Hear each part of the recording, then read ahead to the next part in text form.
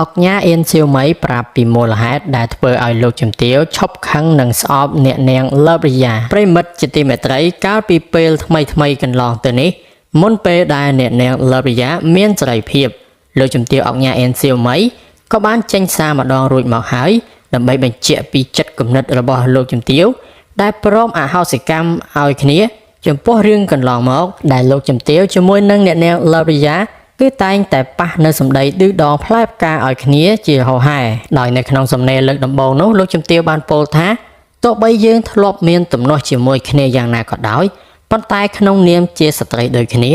មានកូនទឹកចិត្តជាម្ដាយពិតជាគួរឲ្យសង្វេគអាសូរណាស់សង្ឃឹមនឹងទទួលបានការដោះលែងឆាប់ទេចុះឯរឿងកន្លងមកអហោសិកម្មឲ្យគ្នាចុះក្រោយមកទៀតនៅពេលដែលអ្នកនាងលបរិយាមានសេរីភាពវិញលោកជំទាវក៏មានចិត្តត្រេកអររំភើបជំនួសនិងបានចេញសារថ្មីមួយទៀតនៅពេលនោះដោយបានបញ្ជាក់ពីមូលហេតុដែលខ្លួនបានលះបង់គំនិតខឹងស្អប់ចំពោះលបរិយានិងបានឆ្លើយតបចំពោះអ្នកដែលនៅតែទើសលបរិយាផងដែរយ៉ាងណាមិញនៅក្នុងការបង្ហោះសារជាលើកទី2នោះលោកជំទាវបានពោលថាហេតុអីបាននិយាយថាឲ្យគ្នាខ្ញុំពីមុនក៏ខឹងស្អប់ដោយបងប្អូនដែរ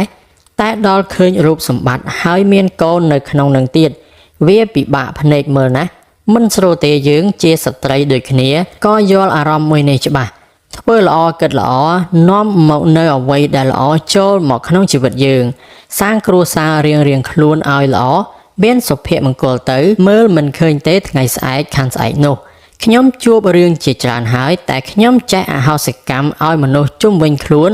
ធ្វើឲ្យខ្ញុំកាន់តែមានក្តីសុខសុភមង្គលក្នុងគ្រួសាររបស់ខ្ញុំខឹងស្អប់មូសា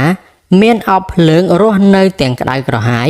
មិនមានទេក្តីសុខពិតប្រាកដបើទំនេរពីការងារស្ដាប់ធម៌លោកទេសនាបានច្រើននឹងនាំឲ្យផ្លូវចិត្តយើងល្អបាទប្រិមិត្តអញ្ចឹងនេះគឺជាការលើកឡើងដែលលោកជំទាវអញ្ញាអ៊ីនសៀវមីបញ្ជាក់ពីមូលហេតុដែលធ្វើឲ្យលោកជំទាវអាចរំសាយកំហឹងដែលលោកជំទាវតែងតែខឹងចំពោះអ្នកនាងលបរិយា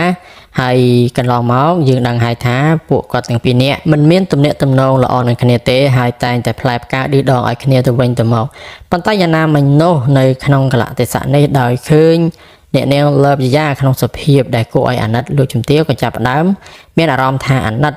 ដោយសារទី1យល់ថាជាមនុស្សស្រីដូចគ្នាអាចយល់ពីអារម្មណ៍ស្ត្រីកំពុងមានផ្ទៃពោះហើយជាពិសេសនោះគឺលោកជំទាវចាប់ផ្ដើមមានការគិតល្អសាងល្អធ្វើនៅអំពើល្អនោះនឹងផ្ដល់មកវិញនៅសេចក្តីល្អចំពោះក្រុមគ្រួសាររបស់លោកជំទាវអញ្ចឹងដែរអញ្ចឹងហើយលោកជំទាវក៏សម្រេចថាលះបង់អហោសិកម្មឲ្យមនុស្សជុំវិញខ្លួនដែរតែងតែខឹងនិងស្អប់គ្នានៅពេលកន្លងមកគឺលោកជំទាវអុកញ៉ាអ៊ីនសៀវមីសម្រេចថា